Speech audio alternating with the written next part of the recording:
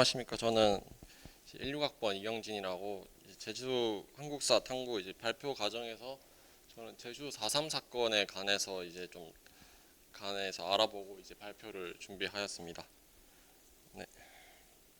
순서는 이렇게 시대적 배경, 사건 배경 및 전말, 사건 발생 후 그리고 마지막으로 질문 받도록 하겠습니다. 아, 네. 저는 이 발표 부분에 대해서 정확히 어떻게 준비해야 될지 좀 헷갈려가지고 이렇게 PPT로 이렇게 보여드리면서 설명하는 방식으로 발표를 진행하도록 하겠습니다. 네, 시대적 배경에서 처음에 말씀드릴 건데 이게 발표문에서 나와 있듯이 첫 번째 단락에는 제주 4.3 사건의 사전적 의미를 제가 찾아서 제가 적어 놓은 것이고 바로 시대적 배경 설명하면은 1945년 8월 15일에 일본이 패망하고 한반도의 강복을 기뻐하던 시점에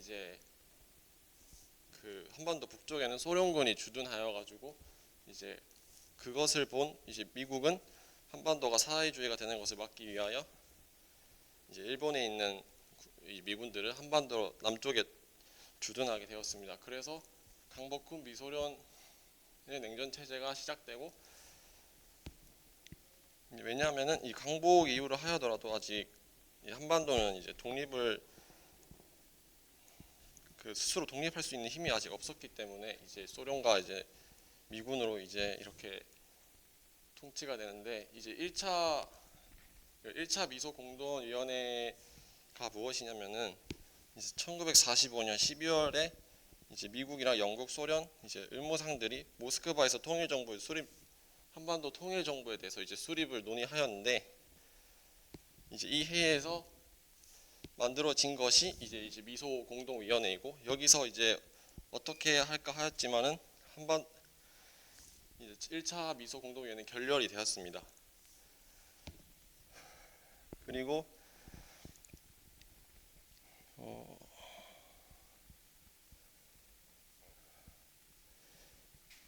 이제 1차 결렬이 된 후에, 그러니까 이승만 정읍 발언은 전라북도 정읍에서 통일 정부를 고대하나 남한만이라도 임시 정부 혹은 위원회 같은 것을 조직하여 세계 공론에 호소해야 할 거라고 발언하였다는 게 정읍 발언이고, 이렇게 1차 미소 공동위원회 결렬됨으로써 이들은 유엔으로 안건을 전달하였습니다.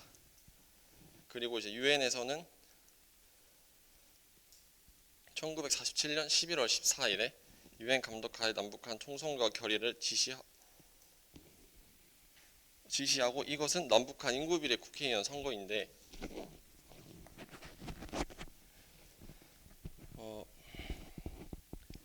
그 당시에 남한에 사람이 훨씬 더 많아가지고 이렇게 인구비례 국회의원을 선출하게 되면 남한에 더 많은 국회의원이 선출되기 때문에 소련의 입장에서는 자신 그 정부 정치에서 상당히 불리할 거라 판단하여 소련은 이를 인구비례 국회의원 선출을 거부하였습니다. 그 다음에 1948년 1월 유엔 한국임시위원단은 홍보 및 감시를 위해 한반도 남쪽에 들어왔지만 소련은 방북을 거부하였습니다. 이후 유엔 한국위원단은 1948년 3월 1일 38선 이남에서 유엔 감시할 국회의원 선거를 실시하라고 결정을 내렸습니다. 그리고 이는 곧 남한에서 선거하는 것이고, 국회의원들이 당선되면 헌법을 만들고 대통령을 뽑고 정부를 수립하게 되는데, 이는 이승만의 정읍 발언과 현실화된다는 것을 나타내게 되었고, 남한만의 단독 선거, 단독 정부 수립 반대한 이가 있었는데, 이는 김구 선생님인데 남한에 있는 민족 지도자들과 함께 사회 단체 남북 조선 재정당 사회 단체 역석 회의라는 것을 실시하게 됩니다. 그래서 이 결과에서 남한만의 단독 정부 수립 반대는 수립 반대하고 우리 민족은 하나고 미소군은 떠나라고 이제 결말이 나면서 불구하고 그동안 남한에서 국회의원 선거를 실시하기 위해 준비하고 있었고 남한만의 단독 선거 5월 10일로 결정되었습니다. 이는 김구는 5월 10일 선거 불참을 하고 거부를 하였습니다. 선거관리위원회에서는 이제 이를 무시하고 선거를 진행하였고 결국 그 유엔의 남한 단독 선거 실시하게 되었고 남한 단독 정부 수립 반대하는 사회주의 세력은 제주도 선거 두 군데 불을 내 200개 선구 내에서 총 198명을 국회의원에 나오고 제주도는 사회주의사 섬으로 빨간 섬으로 낙인되는 게 시대적 배경이라고 설명드리고 싶습니다.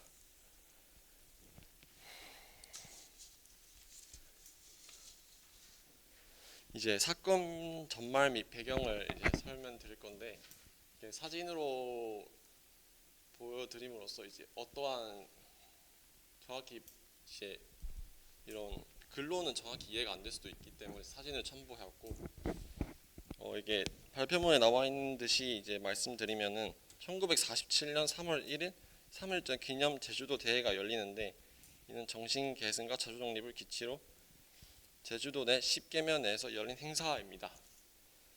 그리고 만세를 하고 있는 도중에 이렇게 말을 탄 이제 경찰들이 지나가다가 이제 어린 아이를 보지 못하고 그냥 지나가 버렸고 이를 본 이제 3.1절 기념 집회를 하고 있던 시민들은 이에 대해서 분노하고 그 경찰을 잡으려고 돌을 던지면서 노하면서 쫓아갔습니다. 돌을 던지면 항의하는 군중을 보고 이제 폭동으로 오인하고 이제 경찰들은 이를 보고 군중을 향해 발포해 6명의 사망자가 발생하였습니다.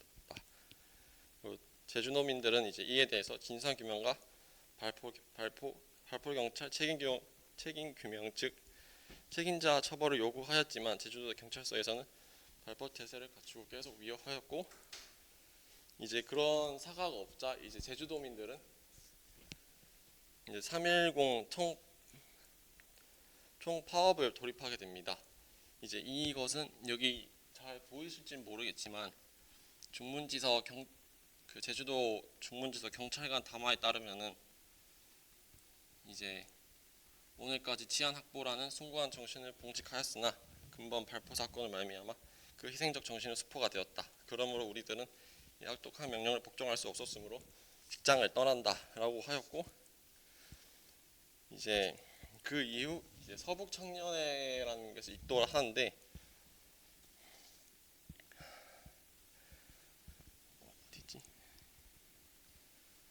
서북 청년회란 이제 이게 정의인데 해방 이후 평남, 한북, 함남, 항해 청년회 등 이북 출신 청년 단체 통합 후 1946년 11월 30일에 서울에서 결성된 대표적인 반공 우익 집단이라고 말씀드리고 이들은 이제 제주도 경찰들이 파업을 했기 때문에 그런 경찰들 자리를 메꾼다는 의미로 이제 제주도에 입도하게 되었고 그들은 이제 1년 동안 자익 세력 색출 고문으로 하면서 이제 고문과 검거를 계속 1년 동안 지속하였습니다. 그리고 사건 발생이 되는데 1948년 제주 4.3 사건이 발발하게 되었습니다. 무장대가 무장 봉기를 일으켜 경찰과 우익 인사가 12명이 사망하였고 조선경비대 제9연대 김익렬 연대장이 제주도인들과는 이제 평화적으로 해결하자라고 하였고 그래서 이제 김달삼이라는 무장대에서 가장 높은 지위를 가진 사람인데 이분과 4.28 평화협상을 하게 됩니다. 그래서 4.28 평화협상 내용에서 이제 설명을 드리면은 네 가지로 이제 말씀드릴 수 있는데 72시간 내에 전투 완전 중지, 무장대 무장 해제, 주모자 신병 보호, 무장대 기순 절차 마련하였고 이렇게 그림에 첨부되어 있는 말로 이제 보시면 참고하시면 되겠습니다. 네, 이렇게 평화 협상을 계속 이어가는 듯 하였으나 며칠 뒤에 1948년 5월 1일 이제 제주 모라리 방화 사건이 발생하는데, 이제 이로 인해 미군정 입장은 대토벌을 하자는 쪽으로 이제 계기가 되었고, 제주도 사태 관련 회의를 개최하고, 이제 여기 나오는 이 왼쪽이 조병욱 경무부장이고 오른쪽이 이제 김인현 연대장의 대화를 나눈 건데, 여기서 미국의 딘 장군이 합류 후 이제 조병욱 경무부장의 편을 들어주게 되었습니다. 이때 미국의 딘 장군이 누구냐 하면은, 이제 그는 이제 군정 장관으로서 이제 제주도에 들어와가지고 이제 이 제주도를 어떻게 할 것인가에 대해서 논의를 하였고, 이제 김인녀 중장은 이제 기순 작전을 주장하였지만은, 이제 딘 소장인 경찰체 수장을 수용하여 김인열 중령을 해임하고 박진경 연대장을 부임하였는데, 제가 이 발표문에는 필요 없는 내용일까봐 혹시 생략을 하였습니다. 그리고 더 말씀 궁금하신 게 이 연대장이 어떤 발언을 하였는지, 그리고 어떻게 되었는지 대해서 궁금하시면 질문 시간에 이제 해주시면 감사하겠습니다. 그리고 사건 발생을 이렇게 단계별로 이제 정리를 했는데, 결국 이제 시간이 지나 민군정이 끝나고 1940년 8월 15일 대한민국 정부가 수립을 하고, 정부에서는 이제 그때 이승만 대통령이 당선이 되었는데, 그때 이 반기로 판단하였던 것이 사전에 말씀드린 이 제주도 선거군 3군데에서 2군데가 불이 나 결국 총 198명이 국회의원이 당선되었다는 것을 보면 알 수 있듯이, 이는 이제 정부에서는 반기로 판단하여 대대적인 토벌을 명령하였습니다. 그리고 당시 1948년 10월 17일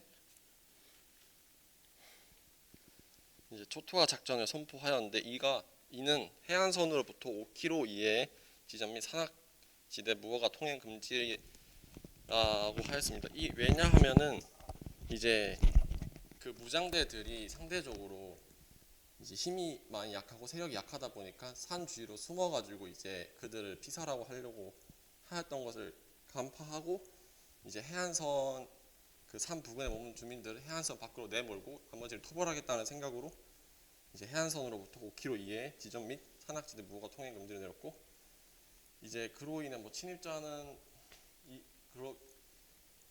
이러한 이유를 못 들은 사람도 있고, 이제 들어도 이제 나는 이제 포기를 못 한다고 하는 사람도 있었지만, 그 이유는 불문하고 바로 폭도로 간주하고 이제 바로 총살을 하였다고 합니다.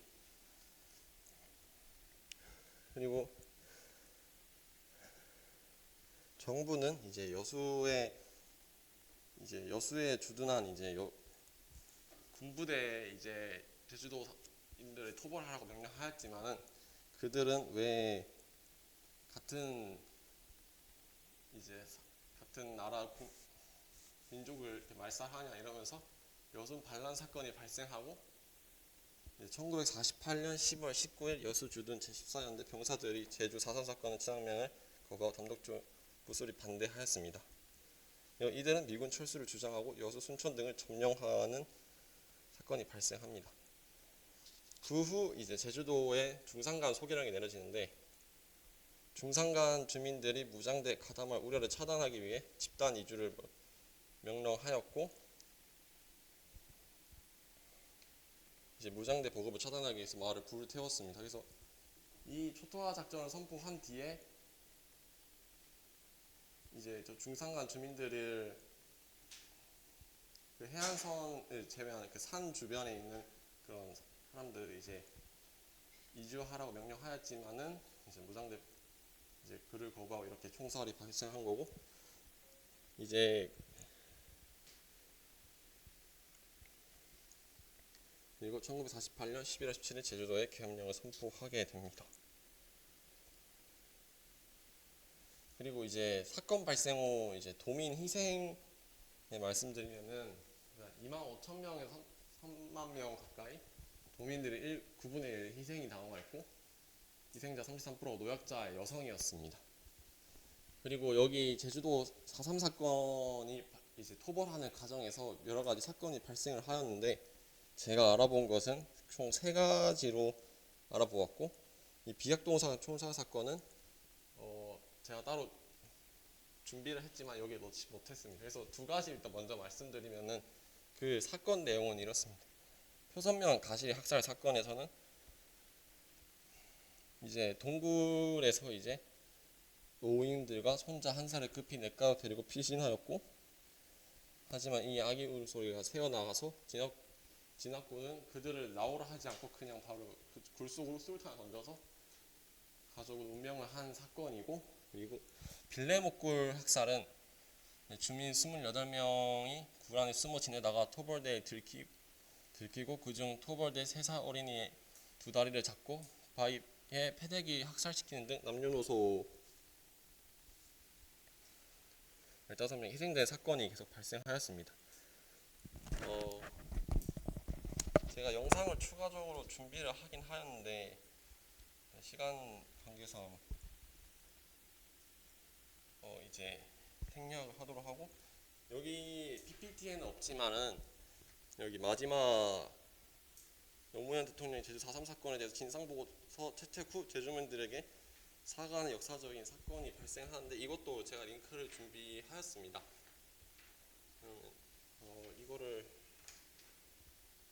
이것도 준비를 하였지만은 생략하도록 하겠습니다. 네, 질문 받겠습니다.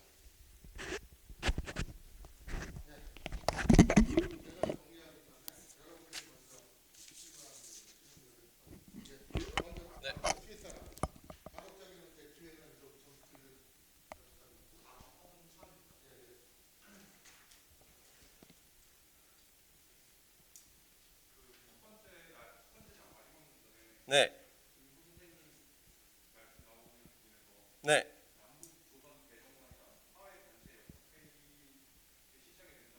네.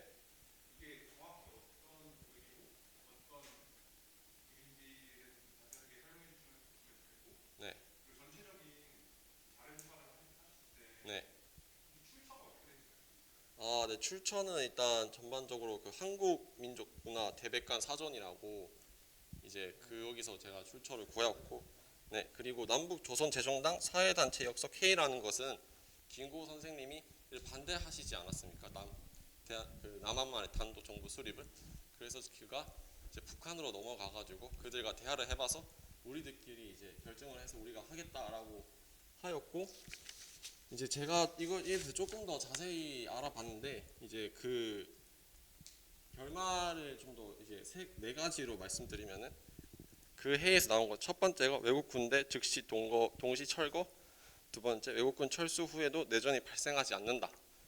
왜냐하면은 이제 한반도 전체 통일을 하고 싶어 하셨기 때문이고, 그리고 총선에 의한 통일정부 수립, 이게 이제 김구 선생님의 주 목적이 되죠. 그리고 단선 단정 반대합 불안정이라고 이렇게 이 남한에 있는 민족 지도자들과 북한에 있는 그 김일성 위주의 사람들과 이렇게 대화를 나눴지만은 이제 유엔에서는 이제 이러한 자신들의 회의를 통해서 이제 방안 내와서 불구하고 그들은 그냥 진행을 그대로 함으로써 5.10 총선거가 실시하게 됩니다. 추가적으로 질문할 게 있습니까? 아니라는 게 문제가 아니라 그래서 질문할 기회가 한 번씩 더 매길 수 있는 기회를 잡을 수 있느냐를 보는 건데 지금 질문이 의미가 있어지려면 네. 그냥 남북조선재정당 네. 사회단체 연석회의가 뭐냐 이걸 물으면 그냥 단순한 질문밖에 안 되잖아요. 네. 이게 뭐냐는 그냥 사전적인 질문만 하면 되는데 네. 아니 그냥 사전적인 질문하면 그냥 팩트체크밖에 안 되는 거예요. 그걸 검색해가지고 대답해주면 되는 거고. 근데 의미가 있는 질문이 되려면은 네. 이 의미가 뭐냐를 따지는 게 돼야지. 그럼 무슨 얘기냐면 바로 뒤에 우리 민족은 하나다, 미소군 한반도를 떠나라라는 결말이 사회단체 연석회의 네. 여기서 결과를 이렇게 냈다는 얘기잖아요. 예, 맞습니다. 그러면 이게 어디서 네. 여기 재정당하고 사회단체가 네. 역석회의가 아마 연석회의일 겁니다. 아, 네. 사회단체가 도대체 어떤 집단들이냐? 그 사전에 말씀드렸듯이 그 이제 이거 다시 확인을 하는 겁니다. 김구 선생님들과 이제 그를 지지하는 김구나 김규식 같은 사람들이잖아요. 네, 그런 그리고 그 사람들과 이제 북한에서 이제 정권을 잡게 될 수 있는 이 김일성 위주의 사람들과 그치. 대화를 나누면서 어떻게 해야 할까 이렇게 토론을 하였지만은 이제 그 결말 아니 거기까지예요. 네. 일단 이 사람들 모인 거잖아요. 네, 맞습니다. 자 그러면 여기서 결말을 냈다. 네. 그냥 이렇게만 따르면 이 결말이 무슨 대표성을 가진 결말이 이렇게 되잖아요. 이게 무슨 얘기냐면 김구나 김규식 같은 사람 따르는 요 집단하고 네. 북한은 어차피 김일성으로 뭐 분파는 있대지만 네. 이미 소련 구조에 김일성 찍었으면은 김일성이 대표성 갖고 다 통합된 거잖아요. 네. 그럼 북한이에요. 그러면 미군정하고 이승만이라든가 이 사람들 빼놓고 여기서 결론 낸 거지. 맞습니다. 그러면 이게 과연 남한에서까지 공인할 수 있는 결론이에요. 이제 교수님께서 말씀한 듯이 이제 남한에서 이제 이승만 그러니까 대통령이 이게 무슨 얘기냐면 네. 이 공인을 받을 수 있는 건 당연히 아니잖아요. 네, 맞습니다. 그러면 이 얘기를 굳이 강조한 이유가 뭐냐? 이때 이제 시기를 보면은 아직 그 이승만 1945년 이제 8월 15일 이제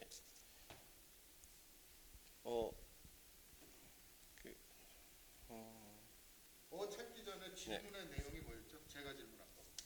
그 이 결말이 남한에서 왜 공인이 된다는 증거를 당연히 공인이 된다는 증거. 그게 질문부터 제대로 들어야지. 그거는 증거가 아니라 팩트잖아요. 네, 맞습니다. 인정을 안 하지. 네. 미군정이나 이승만이 인정을 하겠냐고. 인정 안 했으니까 뒤에 바로 선거한 거잖아요. 맞습니다. 그러면 공인받을 수 없는 행위잖아요. 근데 왜 이걸 강조했느냐? 발표자가 네. 왜 적어도 남한에서는 공인받지 못할 내용을 강조를 했느냐? 이걸 묻는 거예요. 그러니까 질문을 제대로 들어야 답을 제대로 해야지. 네, 제가 왜 이러한 내용을 이제 말씀드리게 됐냐면은 이제 그 당시 이제 일제 강점기 시대에 이제 강점기까지 거슬러 올라. 그러니까 그 김구 선생님이 이제 이러한 대한 독립에 앞서서 먼저 가장 앞서 가지고 활동을 하신 분이 알고 있었고 이가 제가 가지고 네. 질문을 해야. 이가 이제 그에 대해 그가 영향력 그러니까 공인됐다고 말할 수는 없지만 영향력이 가장 큰 사람이라고 판단이 되었어가지고 아니 그러니까 김구 선생의 영향력이 가장 강했다고 판단해서 강조를 했다. 결국 이런 말밖에 안 되잖아요. 그런데 김구 선생의 영향력이 가장 강력했다는 근거가 뭐예요? 공인된 대표성이 없는데. 공인된 대표성이라니까 기껏해야 자신이 만든 정당의 대표. 이런 정도 의미가 있겠어요? 임시정부는 어차피 미군정에서 공인 안 했고. 그런데 왜 영향력이 강하다고 생각할까?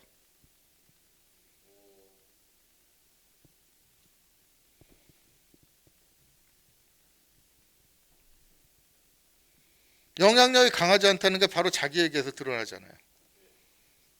이렇게 결론을 냈음에도 불구하고 이거 까먹고 바로 선거 시행됐잖아요. 영향력이 강한데 이 사람 얘기가 이렇게 깔아뭉개죠. 그럼 얘기가 원천적으로 안 맞잖아요. 공인받지도 못했고 영향력도 없는데 왜 강조했냐고. 그럼 다시 원천적으로 돌아가지. 원래 질문으로. 그럼 이걸 강조하는 의미가 뭘까? 제가 이 사건을 이제 조사하게 되면서 이제 생각했던 것이 이제 남한의 단독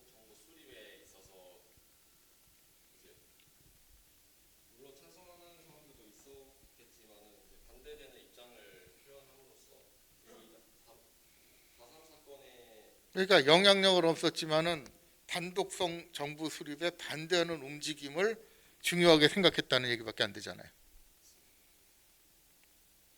그러면 또 당연히 그럼 따라서 의문이 생기는 게, 그럼 왜 단독 정부 수립에 대해서 반대하는 데 주목을 했습니까?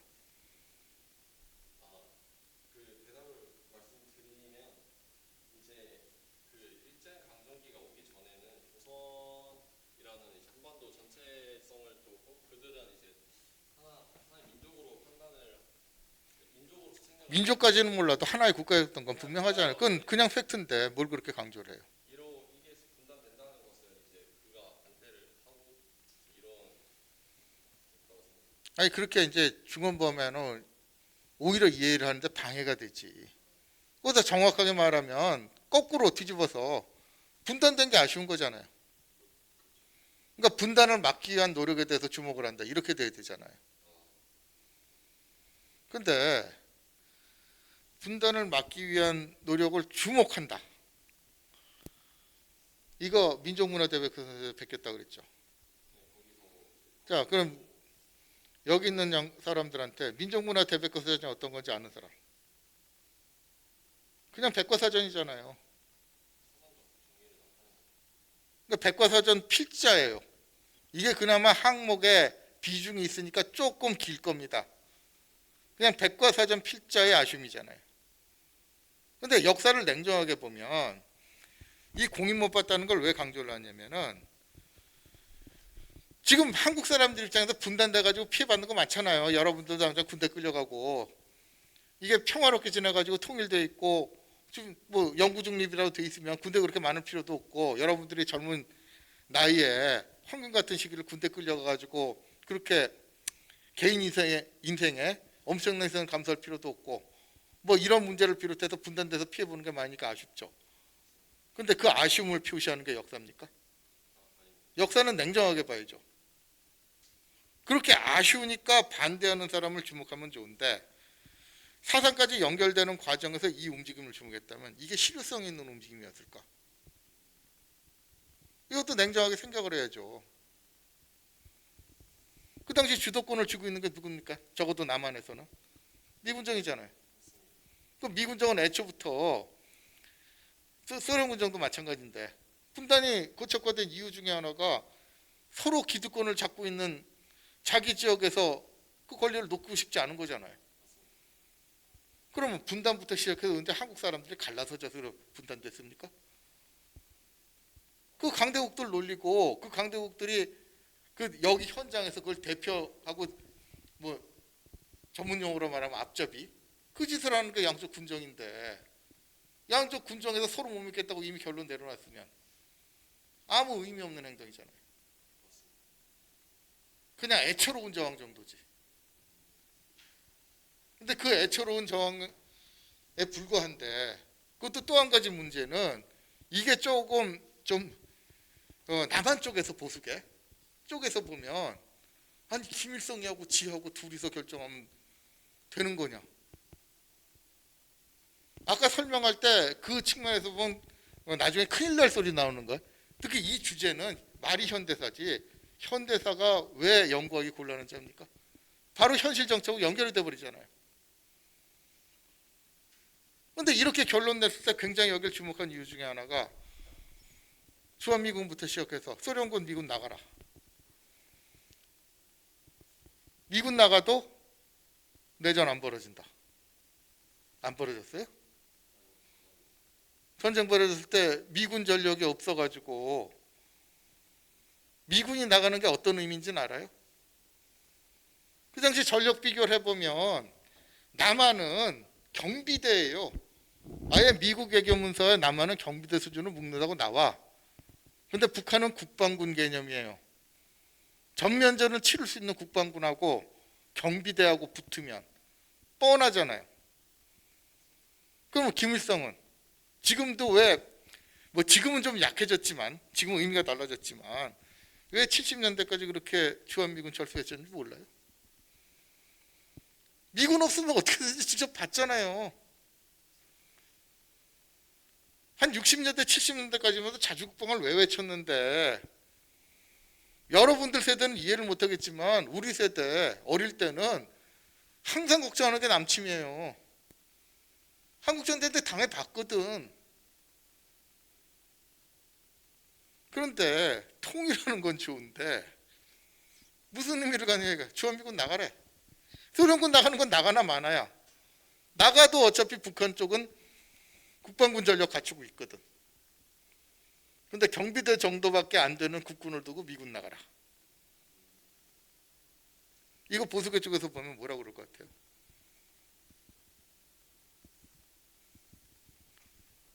자기는 언급한 적이 없다고 하지만 미군 철수라는 문제가 바로 연결이 되고 거기다 비중을 뒀다는 건 여기에 굉장히 공감을 한다.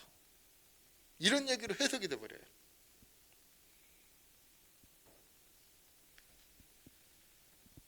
그러니까 앞뒤 배경을 설명을 안 하는 것만 해도 아까 PPT 거기 틀어보세요. 맨 첫 장면 이거 관련된 부분.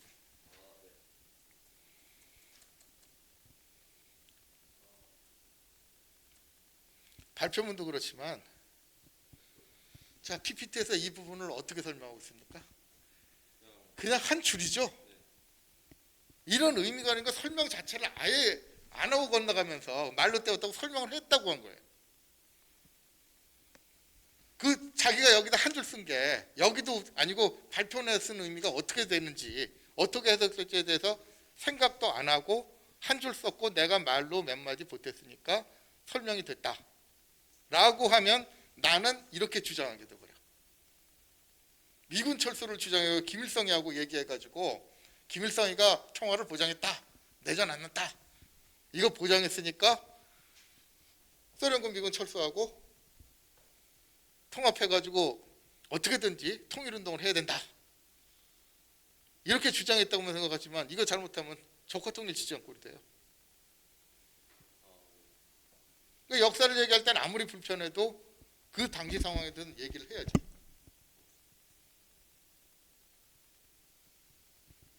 여러분도 이런 걸 의식을 해야 됩니다.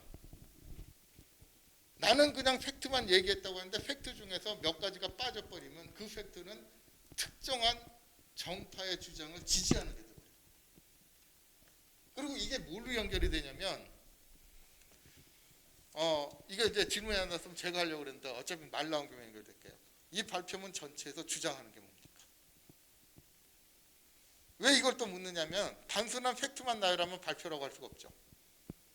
누가 4.3 사건에 대해서 몰라? 제가 과정 다닐 때 원로 교수 한 양반이 논문에 대해서 의미심장한 얘기를 하더라고요. 논문은 딱 두 가지밖에 없다. 남이 전혀 안 한 얘기를 하든가 남이 잘못된 거 까서 바로 잡아야 된다. 그런데 창의적인 컨텐츠는 대개 그 범주에서 벗어나지를 않는 것 같더라고. 그러면 이 발표의 의미도 뭐라고 그래야 될까요? 여태까지 4.3에서 언급한 사람이 없어요? 여기서 4.3에 대해서 전혀 언급하지 않은 내용이 나온 게 있냐고.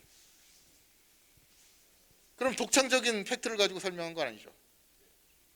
그러면 남들이 뭘 얘기를 했는데 이거 잘못됐다고 비판한 게 있냐고. 그것도 없어. 그럼 발표문의 내용이 뭐냐면 그냥 팩트 나열이에요. 그것도 자기가 알고 있는 팩트 나열. 그냥 팩트만 나열하면 의미가 있는 콘텐츠가 될까? 그래서 묻는 겁니다. 무슨 주장을 하기 위해서 이 발표를 하나?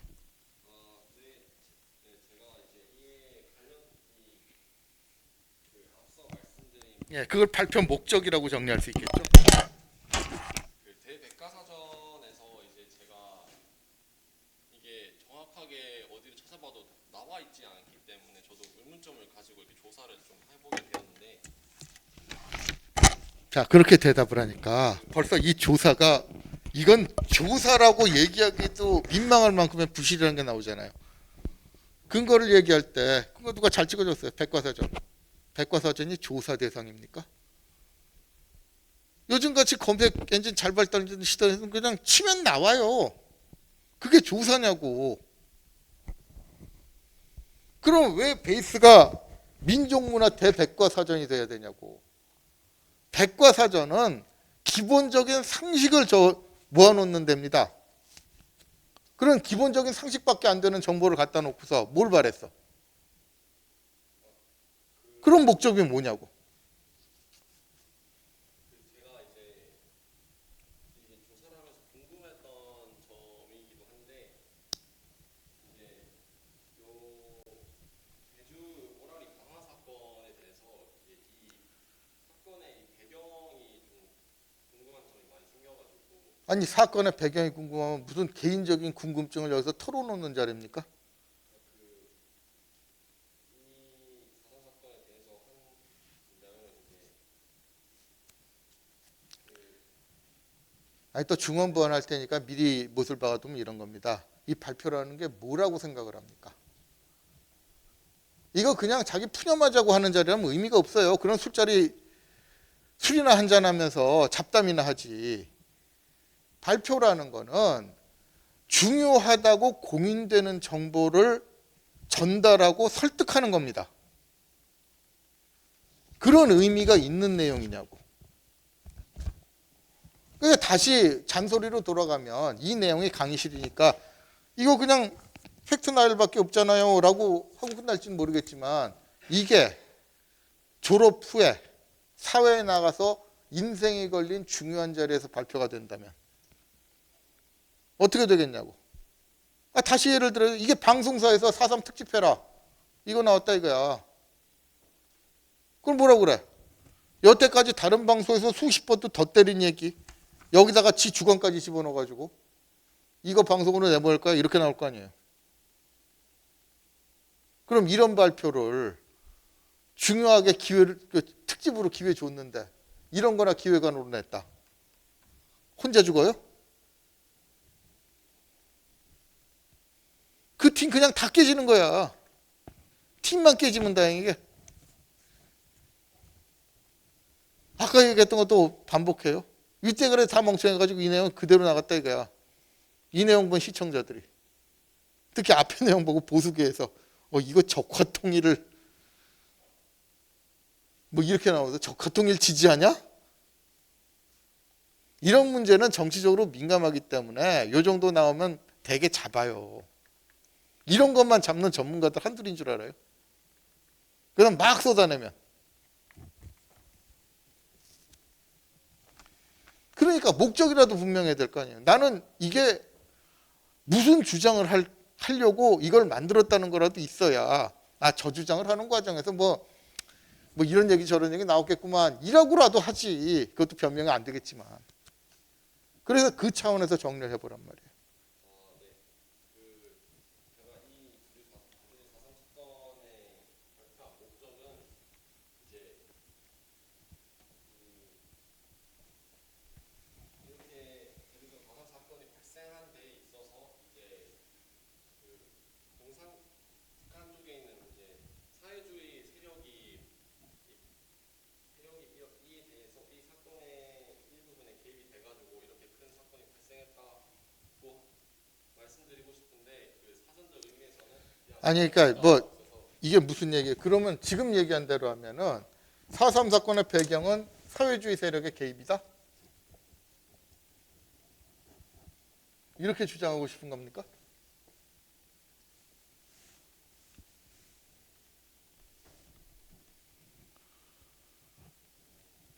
그러니까 말을 하고 할 때 생각을 하고 얘기하라는 게 무슨 뜻인지 알겠어요? 아까 그래서 한 예를 들었잖아요. 자기는 팩트만 적었다고 생각하는 것도 의외로 특정 세력의 주장에 동조하는 게 될 수 있다고. 그럼 여기 갑자기 사회주의 세력의 개입이다 이렇게 얘기하면 이거는 갑자기 180도 바뀌는 얘기가 돼. 아까처럼. 아까보다. 이건 분단이 아쉬운 게 아니라 사회주의 세력이 개입을 해가지고 이러는 게 4.3이다. 그러면 굉장히 보수적인 쪽에 주장하고 맥이 닿게 돼버리잖아요. 사회주의 세력에 사실 뭐 사회주의 세력도 고운 말이고 빨갱이들 선동으로 일어난 사건이다. 그럼 의미가 달라져 버리잖아. 그건 강경 진압을 한 게 당연한 거고 이걸 뭐 선무공작을 하고 어쩌고 이런 얘기도 무서워질 뿐만 아니라 그런 결론에서 노무현 대통령의 사과는 왜 나왔어? 그건 왜 강조해? 그럼 무슨 얘기냐면은 이거 이제 노무현 대통령에 대해서까지 비난이 될 수 있어요. 이 사건의 실체는 사회주의 세력의 이 빨갱이들의 선동으로 일어난 건데 노무현이라는 대통령이 그걸 사과하면서 그 빨갱이들 공작에 동조를 했다. 노무현 대통령이 사과하는 내용을 제가 봤었는데 이에 대해서 피해를 입은 국민들에게 사과를 하는 내용이라고. 그러니까 이 사회주의 개혁으로 일어났으면 피해를 입은 도민들이 어떤 사람이 되냐고. 빨갱이 선동에 넘어가가지고 부안해동한 사람들이 되는 거예요. 그럼 그게 사과 대상이 되냐? 그걸 사과했다는 게 뭐겠어? 배후에는 빨갱이들한테 사과한 거 아니야? 이렇게 몰려요. 그 생각 안 해봤어요? 제가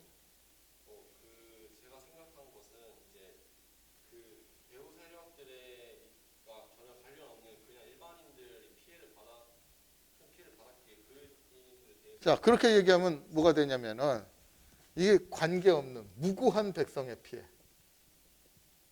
이걸 강조해야 되는 거잖아요. 그럼 이 발표문에 무고한 백성의 피해. 빨갱이가 선동을 했는데 선동해서 이 선동에 노란한 세력과 무고한 백성은 다르다. 이게 중점적인 내용이 돼야 되잖아. 근데 그 내용 어디 나오는데? 이걸 구분해야 돼요. 무고한과 사회주의 세력을 구분하는 내용이 이 내용의 주가 돼야 되는데 이 내용 어디에? 이런 내용이 나오는 부분을 찾기도 힘든데. 그럼 뭔 얘기하자는 거야? 이렇게 되잖아. 그러니까 변명도 입에서 나오는 대로 그냥 아무거나 해버리면 그 변명 자체가 부메랑 돼서 돌아옵니다. 그럼 다시 원점에서 질문할 수밖에 없잖아요. 뭔 주장하려고 이거 썼어요?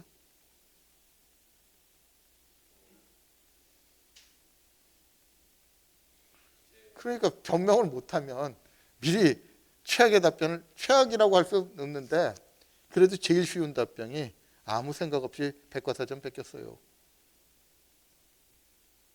이렇게 변명을 하면 하늘에 침 뱉기가 되죠. 근데 변명을 잘못하면 이렇게 됩니다. 피해 나가서 제대로 된 답변할 수 있겠어요? 못하면 어떻게 되는지 알죠? 이게 방송사 특집 방송에서 이렇게 됐으면 그 죽는 거예요. 여러 사람 끌고 들어서 자폭하는 겁니다. 예, 더 얘기하면 제가 잔소리가 길어질 것 같으니까 여기서 다른 질문. 아까 질문 있었죠? 예. 예.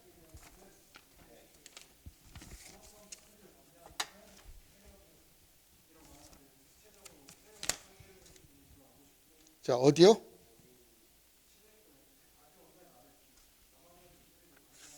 시대적 배경이요. 그러니까 그 어느 부분인지 저 발표자가 알 수 있게 질문해 줘야 됩니까? 몇째 줄 정도 되죠? 아래에서 시대적 배경에서 바로 밑에 줄이요?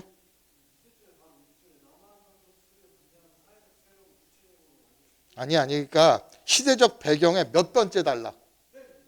맨 밑에 단락. 예, 거기서 맨 밑에 단락에서 어떤 내용?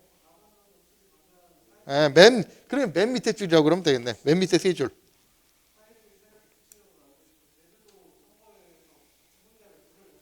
예.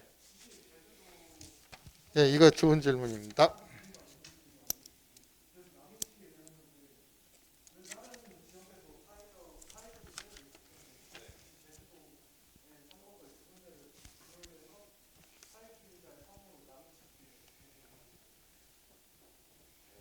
자, 이 부분은 설명이 필요하긴 필요해요.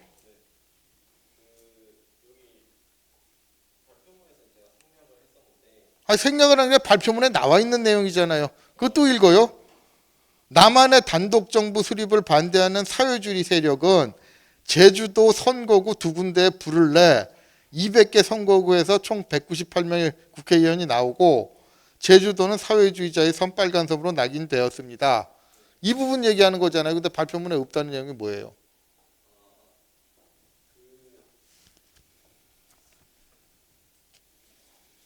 그러니까 여기서 질문은 여기 말하는 사회주의 세력이 누구냐?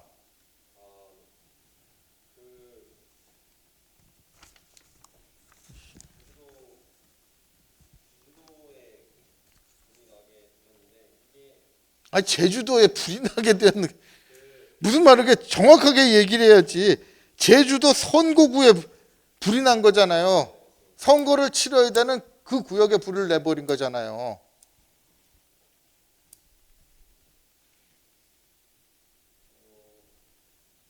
무슨 돼지 축사에 불 난 거 가지고 문제 삼는 거 아닌데 정확하게 얘기를 해버려야지. 자, 시간 끌어줬으니까.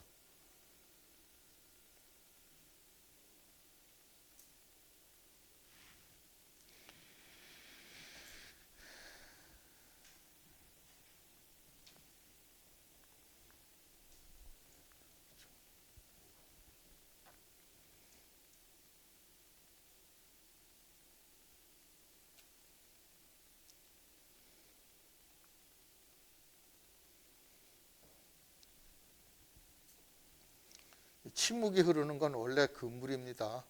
방송에 나와서는 10초 이상 침묵 흐르면 방송 사고래요.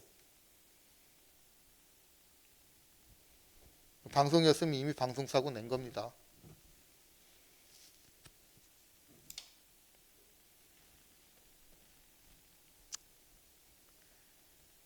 그러니까 자기가 써놓고 자기가 쓴 내용이 뭔지 설명을 못하면 이런 거 심각하게 문제가 되는 거잖아요. 이런 거라도 제대로 할 수 있게 하는 게 트레이닝이고. 돌이켜보면 여러분들이 답답한 부분이 많다는 거 아니에요. 자기가 하니까 지금 땀만 나고 말지만 입장을 바꿔가지고 자기 밑에 부하 직원이 이런다고 생각해봐요. 일 하나 맡겼더니 이런 식으로 발표를 해. 드라마에 많이 나오죠. 부하 직원 하나 잘못되면 왜 속 터지는지. 아예 처음부터 못하면 몰라. 한 대 놓고서 일해봐. 왜 일은 맡아가가지고 나까지 물을 먹여. 그 고참 선배 붙잡고 가르쳐 주실 수 있잖아요. 뭐 드라마 대사입니까? 지도 살기 바쁜데.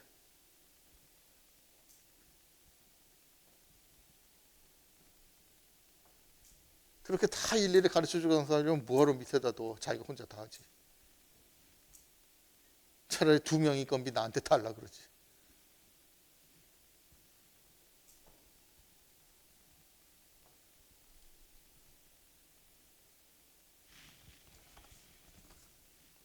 설명을 못하겠다 그러면 차라리 못하겠다 그러세요.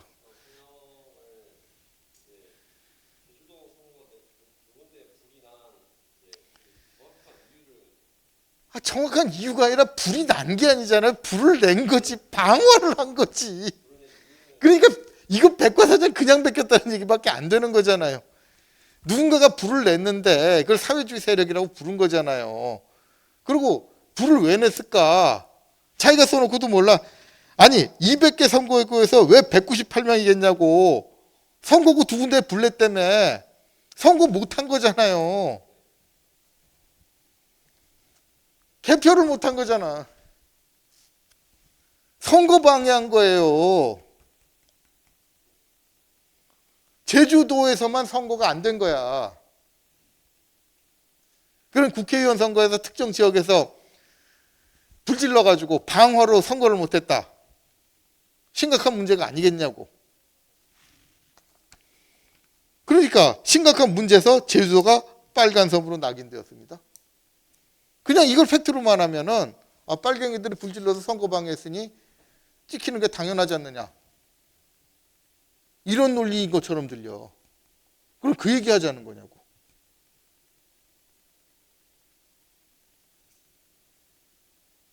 이게 심각한 내용이지 생각을 안 했다는 거잖아요. 불을 질러서 선거를 방해했다고. 거기만 제주도만 국회의원이 없어.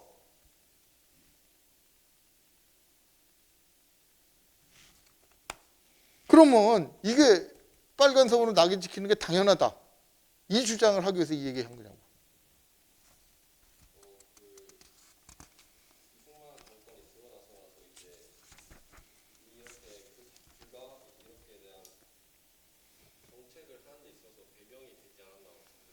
아니, 그러니까 정책 배경이면 이 정책 배경을 이렇게 해석했다는 얘기잖아요. 그럼 이게 무슨 소리로 들릴 수 있냐면은 아, 빨갱이들이 불을 질러서 국회의원 선거 방해했어. 그게 배경이야. 그게 배경이면 이승만이나 미군정이나 강경 진압한 게 당연하지 않느냐가 돼버려. 빨갱이들이 먼저 선거 테러했다 이거야.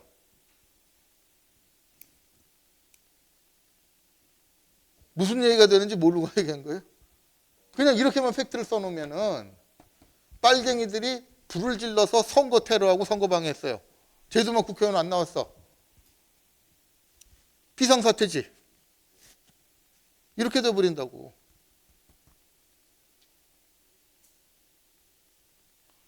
근데 자기가 무슨 주장을 하고 싶은지 자기도 몰라. 그러니까 아까 원점으로 둬서 이 발표 뭐하러 한 거야? 뭔 소리를 하는지 들으면서 헷갈리잖아요. 노무현 대통령 사고 어쩌고 나오면은 4.3에서 무고한 피해가 난 거에 대해서 비판하는 논리처럼 보이는데 여기 중간 과정에서 설명하는 거 보면 빨갱이들이 불질러가지고 선거도 방해하고 이랬다는 얘기야. 김구나 김기식 그 세트니까. 김구 선생 같은 경우에도 아니 통일 반대하는 건 좋은데 뭐 주한미군 철수? 내전 안 나?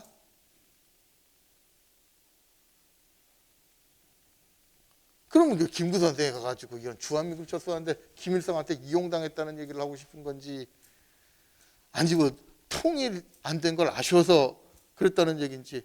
근데 아쉬워서 그랬다 그러면 너무 낭만적인 얘기를 한 거 아니냐. 이게 지금 누구 어떻게 됐으면 좋겠다는 푸념 듣겠다는 얘기냐.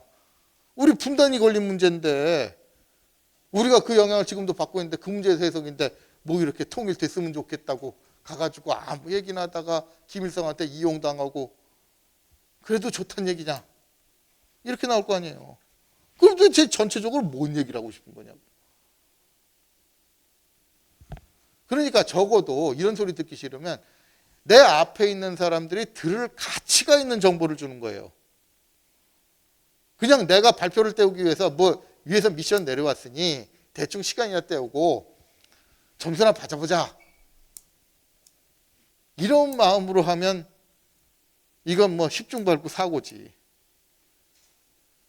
그러니까 학교에서도 애초부터 학교에서는 연습이에요. 훈련이니까 그럴 수 있어.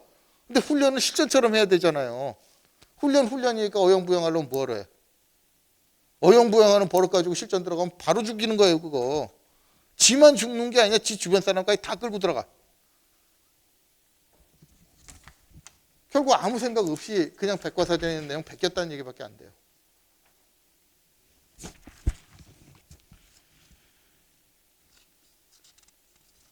자, 그러면 또 다른 질문 받아볼까요?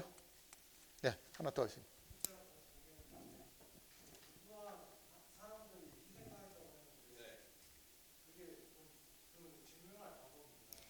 네, 그게 아까 얘기한 거에서 설명을 좀 생략하고 들어갔는데 이제 또 질문 들어옵니다.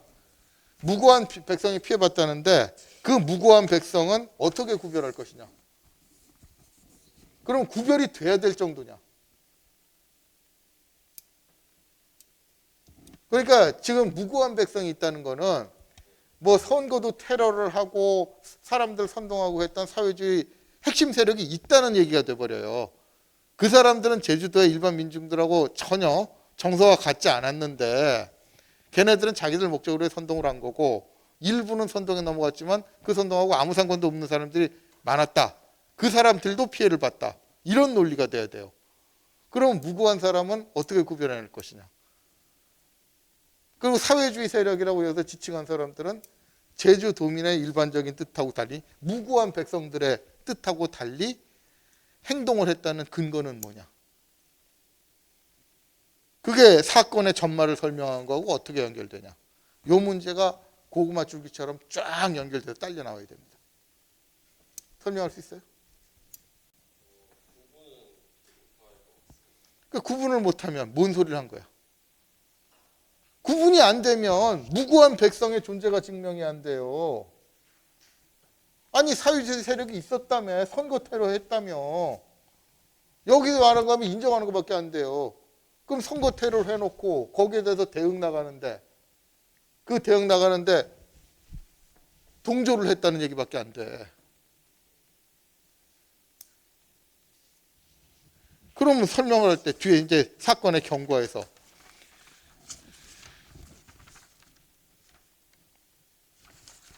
그 무슨 3.1절 기념제도에서 나오는 걸 왜 얘기를 했느냐 이거야. 여기는 굉장히 우발적인 것 같잖아요. 이것도 앞뒤 설명이 안 나와. 4.3은 이렇게 우발적인 사건에 의해서 시작이 됐는데 정책 배경을 보면은 사회주의자의 테러, 여기에 대한 대응이라는 명백한 그림이 나와. 뭐야? 4.3이 우발적으로 터졌다는 거야? 처음부터 필연적으로 터질 배경이 있어서 터졌다는 거야? 이렇게 질문할 거 아닙니까?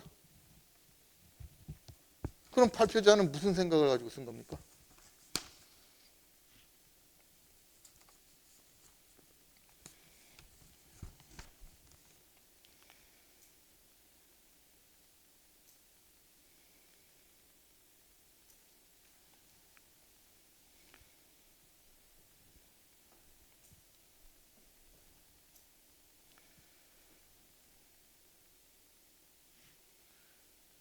아무 생각이 없었다는 얘기가 되네, 망설이는 거 보니까.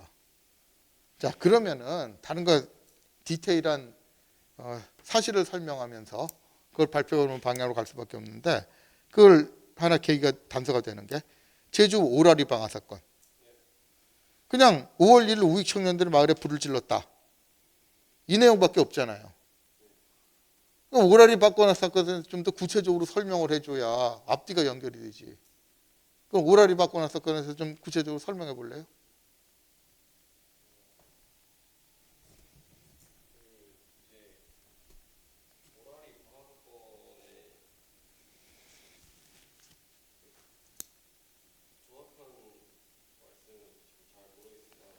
아니, 이걸 쓰면서 그걸 모르면 어떡해요? 지금 검색이라도 해봐요.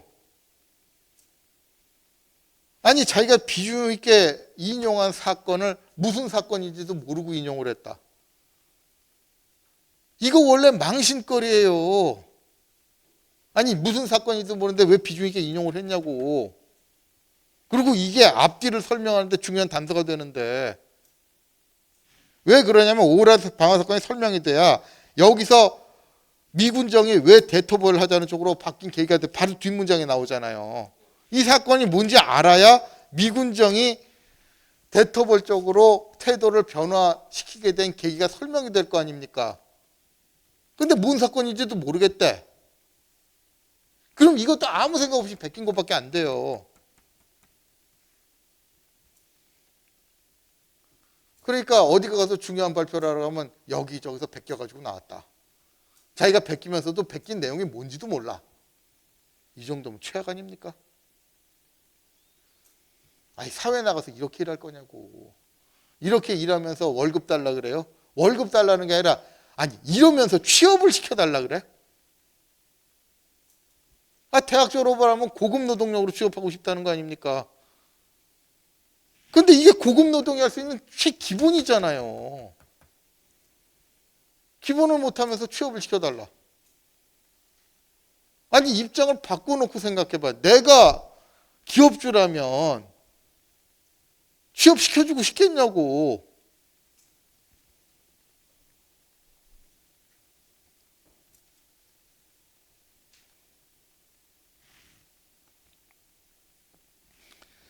아니, 검색은 해봤어요? 오라리 방화 사건?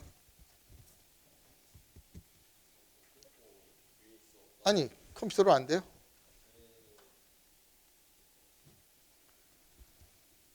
누가 핸드폰 검색되면 검색이라도 좀 해봐줘.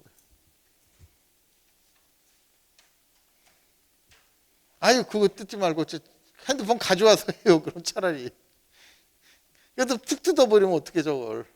읽고 돌려놓은 걸.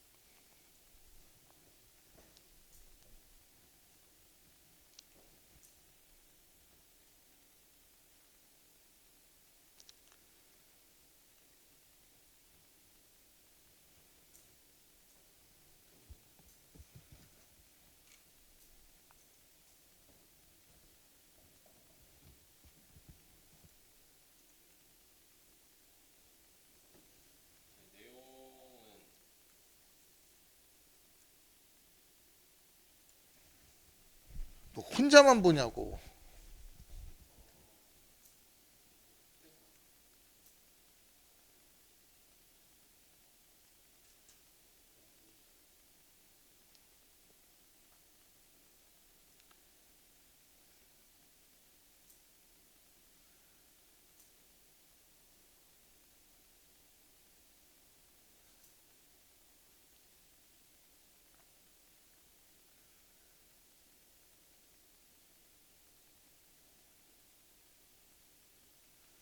그러니까 이 내용을 대충 이거 훑어봐도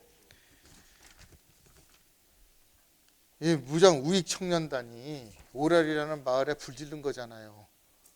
그 전부터 거기는 저 무장대도 살을 했고 하는 복잡한 사건이었는데 여기다가 좌파 활동했다는 사람들한테 그 집 찾아다니면서 불지른 거잖아요. 훑어봐도 알겠구만. 왜 이걸 확인해둬야 되는가? 이 사건을 이거 확인을 해둬야 다른 사람들 다 봤죠? 그 다른 사람들 좀 보게 글자 키워가지고 봐요. 사기꾼들 특징 하나가 자기 혼자만 자료 보겠다는 거야.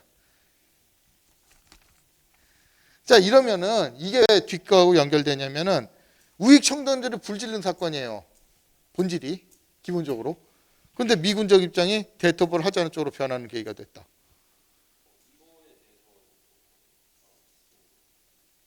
알아봤다고요?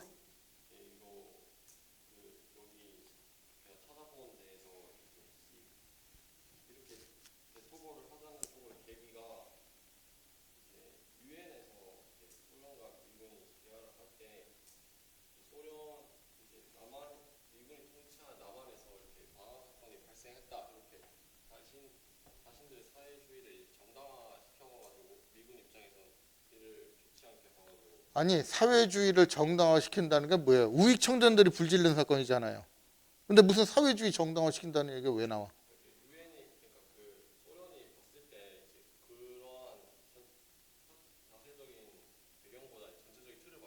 아니, 소련이 봤을 때 지금 미군정이 태도 변화를 한 걸 묻는데 왜 소련이 봤을 때가 나옵니까?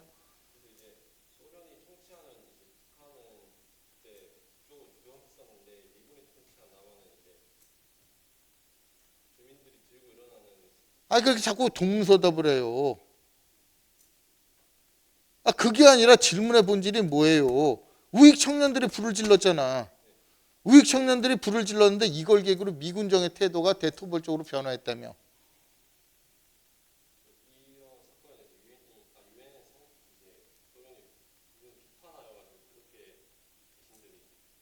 그러니까 미군이 그럼 설명이 어떻게 되냐면은 우익 청년들이 불을 지끄는 사건 가지고 소련에서 뭐라고 그러니까 미군이 에이 내친 김에 다 죽여. 이렇게 했던 얘기가 돼. 결국 자작극된 거예요, 결과적으로. 우익 쪽에서 불질르고 우익 쪽에서 토벌한 거야. 자기들이 불질러 놓고서 자기들이 불질른 사건을 빌미로 다 토벌하라고 나온 거예요. 그럼 무슨 얘기가 되겠어요, 이거? 우익 쪽에 자작극이 돼버리는 거예요, 결과적으로. 그럼 또 이거하고 뭐가 돼? 사회주의 세력이 개입했다며, 선거 테러했다며. 근데 그 선거 테러를 우익들은 자작극으로 자기들이 불 막 질러놓고서 불 질렀다고 뭐라 그러니까 다 죽여! 이렇게 설명하려는 거냐고.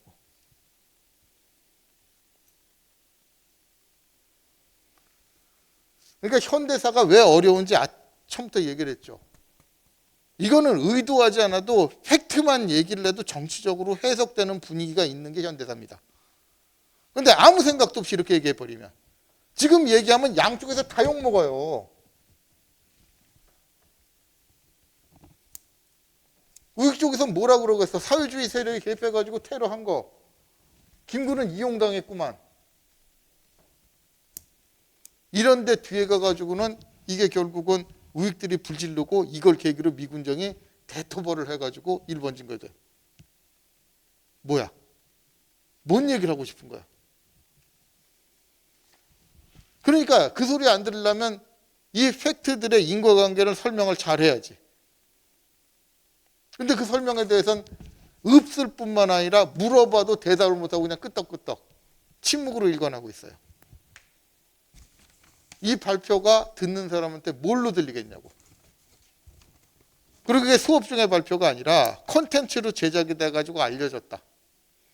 요즘은 어디 유튜브 한 쪽에서 조용히 올라가도 이것만 보고 나가지고 이걸로 막 옮기던 사람들 많더라고. 책임질 수 있어요?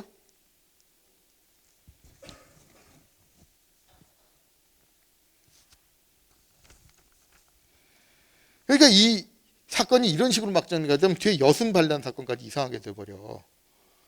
아니 여순 반란 사건이라는 게 뭡니까? 여수에 주둔한 군부대한테 제주도에서 이 난리가 났으니까 증원금 필요하고 니들이 가가지고 증원금으로 투입해라 그랬더니 이걸 거부하고 반란을 일으킨 거야. 그럼 이 의미는 뭐가 되냐고. 지금 두 가지 대립하는 게 그거잖아요. 아, 빨갱이들이 이렇게 선거 테러도 하고 제주도에 난리가 나서 투입되라 그러는데 어떤 놈들이 거부했다. 그러면 군부대에 벌써 좌익 세력이 침투해가지고 이걸 계기로 반란 일으킨 거 아니냐. 이게 전통 보수 쪽의 주장이에요. 근데 반대쪽에서는 뭐라 그래요? 제주에서 뭐 무고한 학살 벌이고 지들이 불질러 놓고 지들이 토벌하겠다고 나오는데 미국 놈들이야 한국 놈들 뭐 죽거나 말거나 상관없으니까 그렇다고 치는데 한국군이 가가지고 자기 동족 살해하라는 얘기잖아요. 그거 거부했으면 여순 반란 사건은 뭐냐고. 그래서 요즘에 아예 반란이 아니래잖아. 이게 의거가 돼버려요. 그러면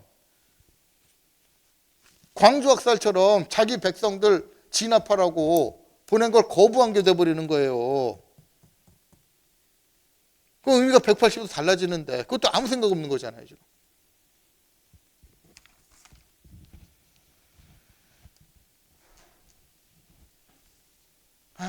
하나만 더 덧붙입시다. 뒤에서 중상간 소개령. 이것도 소개령이 내려왔는데 못 듣거나 거부한 사람들을 총살을 했다. 이건 무슨 의미라고 생각하고 이 사건을 적은 거예요? 이것도 해석을 어떻게 하느냐에 따라서 정반대로 주장할 수 있다는 거 몰라요? 이걸 그냥 학살이라고 주장하라는 거냐? 도민학살이라고 주장한 거냐? 아니면은 이걸 거부한 놈들은 빨갱이한테 동조하니까 안 가겠다고 버틴 거 아니냐? 이렇게 해석을 하느냐? 이것도 달라지잖아. 그럼 발표자는 무슨 생각을 하고 적은 겁니까?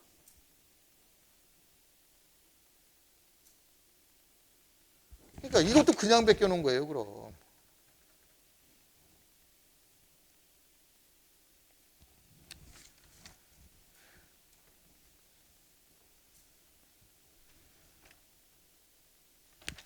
그러면 여기서 소개령이라는 게 무슨 의미를 가진지 그거는 이해하고 쓴 겁니까?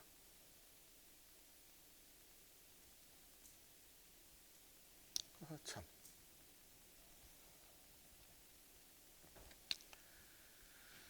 그것마저 생각이 없으면 그러면 아예 현실적인 질문을 할게요. 지금 코로나 사태 심각해진다고 2단계로 격상시켰죠.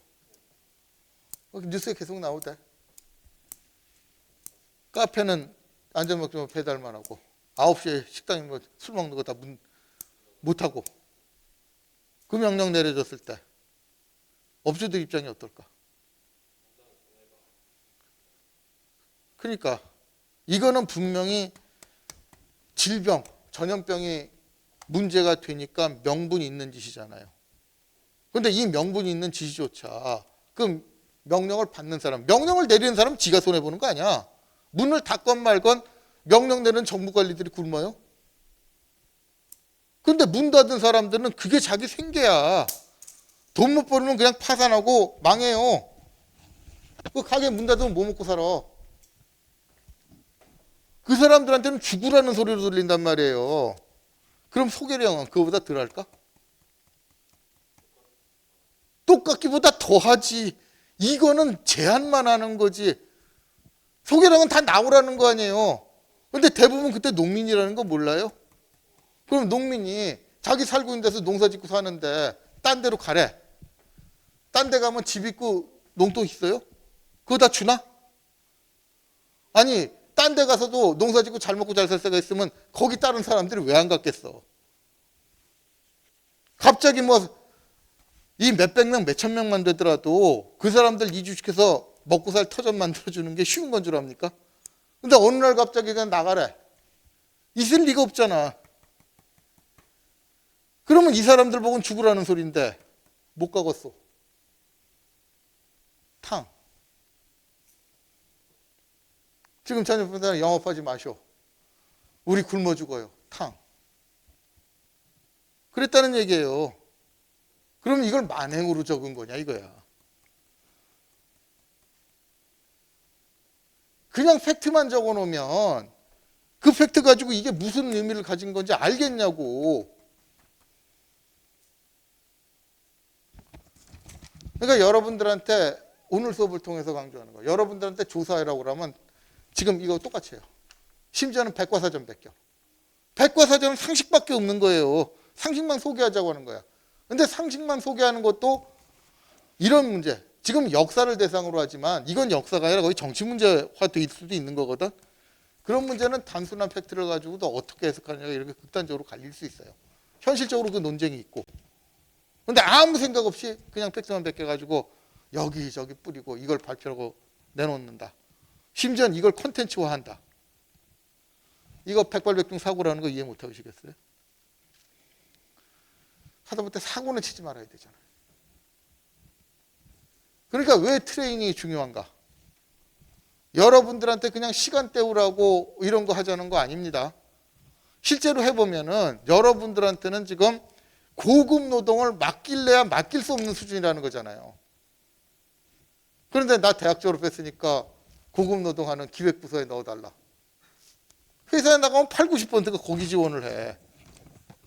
그럼 기량이 돼야지. 비싼 월급 주면서 써먹는데 뭐 할 수 있는 게 있어야 집어넣지. 이런 식으로 일을 하면 되겠느냐는 거예요. 그래서 저는 제가 답답해하는 겁니다. 여러분들이 어떻게 보면 못하는 게 당연해요. 여러분들한테 화내는 게 아닙니다. 여러분들은 이런 거 할 수 있게 원래는 훈련을 받아야 되는데 제 시간에도 지금 겨우 1시간 딸라. 원래 좀 집요하게 하려면 이렇게 해왔으니 다음번에 수정해와. 제대로 될 때까지 수정을 해줘야 제대로 훈련되는 거예요. 근데 이 시간에 몇 시간이나 된다고. 이제 2시간 더 하면 종강해야 되는데. 제가 그렇게 할 여유가 없어요. 그럼 여러분들이 더 화를 내야 돼. 비싼 등록금 왜 냈냐고. 원래 기본적인 거 훈련 다 받고 나가야 되는데 딸랑 맛배기만 하고 나가는 거예요. 그래 놓고서 왜 취업 안 되냐고. 세상도 문제가 있지만 여러분들도 여러분 취업하고 싶은데 맞는 기량을 기본적으로 갖춰야 되는 거 아니냐. 이래서 직접 해보지 않으면 얘기해 줄 기회조차 없잖아요. 첫 번째 발표는 알겠지만 강의 한 내용도 반영이 안 됐어. 들어놓고서 이쪽 구멍으로 들어와도 이쪽 구멍으로 다 나가요. 그러면 정보를 뭐하러 주냐고. 활용을 못 하는데. 그러니까 여러분들한테 중요한 거, 이번 시간에 강조하고 싶은 게 이거라는 것만 확실히 해둡니다. 여러분들한테 중요한 건 정보를 수집해서 자기가 재구성하는, 필요에 맞게 재구성하는 능력이 있어야 되는 겁니다. 그 능력이 고급 노동의 기본입니다. 근데 보시다시피 하는 사람 있으면 거의 안 돼 있어요. 그래서 이거 자각이라도 하면은 1시간 투입한 효과는 날 거기 때문에 그러는 겁니다. 자, 시간이 너무 많이 지났는데 마지막으로 질문할 사람 있습니까? 예, 질문할 사람이 없으면 뭐 수업 끝날 때도 다 됐고 지금 뭐 넘치게 생겼네요. 자, 수고하셨습니다. 들어가시고. 자, 오늘 수업은 아까 말한 잔소리로 마무리를 대신하겠습니다. 발표 수업을 왜 하는지, 여러분들이 대학 교육을 받으면서 원래 보강을 해야 되는 능력이 뭔지만 알아도 수업만 보려면 있다고 생각하고 오늘 수업 끝내도록 하겠습니다. 자, 수고하셨습니다.